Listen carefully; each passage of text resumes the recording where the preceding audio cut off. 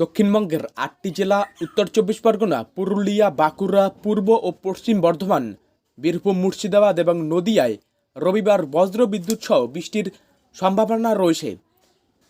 আন্দামানে আগাম ঢুকছে বর্ষা, দেশের জন্য সুখবর বলছে মৌসুম ভবন। আন্দামানে আগাম বর্ষা ঢোকার ফলে এ রাজ্য সহ গোটা দেশে বর্ষা নির্ধারিত সময়ের আগে ঢুকতে পারে।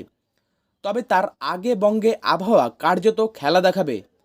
একদিকে তাপপ্রবাহে অতিষ্ঠ হবে দক্ষিণবঙ্গ, অন্যদিকে ভাসবে উত্তরবঙ্গের 5 জেলা। তীব্র গরমে হাঁসফাঁস করবে রাজ্যের একাধিক জেলার মানুষজন। কেমন থাকবে আগামী কয়েকদিনের আবহাওয়া, জানুন আজকের আবহাওয়া রিপোর্টে। তার আগে চ্যানেলে প্রথমে থাকলে চ্যানেলটিকে অবশ্যই সাবস্ক্রাইব করুন, ভিডিওটিকে অবশ্যই লাইক করুন এবং বর্তমান পরিস্থিতি সম্পর্কে আপনার কি মতামত এবং কোন জেলা থেকে ভিডিওটি দেখছেন কমেন্টে জানান। দক্ষিণবঙ্গের 8 জেলা উত্তর চব্বিশ পরগনা, পুরুলিয়া, বাঁকুড়া, পূর্ব ও পশ্চিম বর্ধমান, বীরভূম, মুর্শিদাবাদ এবং নদিয়ায় রবিবার বজ্রবিদ্যুৎ সহ ঝড় বৃষ্টির সম্ভাবনা রয়েছে। বইতে পারে 30 থেকে 50 কিলোমিটার বেগে ঝড়ো হাওয়া।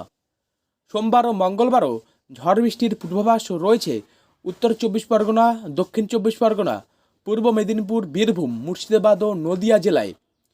বুধবার ও বৃহস্পতিবার কলকাতা সহ গোটা দক্ষিণবঙ্গেই ঝড় বৃষ্টির বজ্রবিদ্যুৎ সহ হালকা থেকে মাঝারি বৃষ্টি হতে পারে। এরই মধ্যে দক্ষিণবঙ্গের একাধিক জেলায় চলবে তাপপ্রবাহ। পুরুলিয়া, বাঁকুড়া, পশ্চিম মেদিনীপুর, ঝাড়গ্রাম, পশ্চিম বর্ধমান এবং বীরভূমে রবিবার ও সোমবার তাপপ্রবাহের সতর্কতা জারি করা হয়েছে। আবহাওয়া দপ্তর জানিয়েছে, আগামী 2 থেকে 3 দিনের মধ্যে তাপমাত্রা আরও 2 থেকে 3 ডিগ্রি পর্যন্ত বাড়তে পারে। কলকাতায় জলীয় বাষ্পের পরিমাণ বেশি রয়েছে, তাই গরমের সঙ্গে অস্বস্তি রয়েছে প্রবল। বাতাসে আপেক্ষিক আর্দ্রতার পরিমাণ 36 থেকে 92%।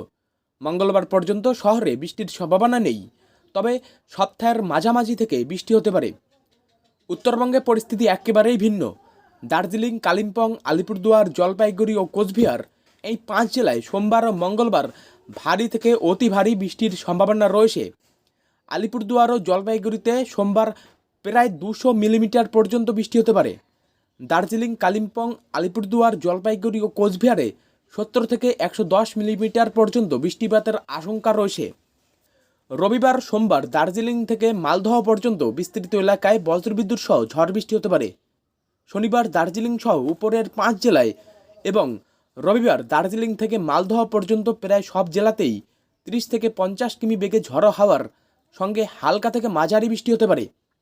উত্তরবঙ্গের নিচের দিকে মালদহ, উত্তর দিনাজপুর ও দক্ষিণ দিনাজপুরে রবিবার তাপপ্রবাহের পরিস্থিতি তৈরি হবে বলে জানাচ্ছে আলিপুরদুয়ার।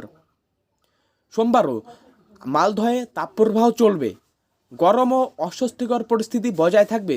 সর্বোচ্চ তাপমাত্রা বাড়তে পারে প্রায় 3 ডিগ্রি পর্যন্ত।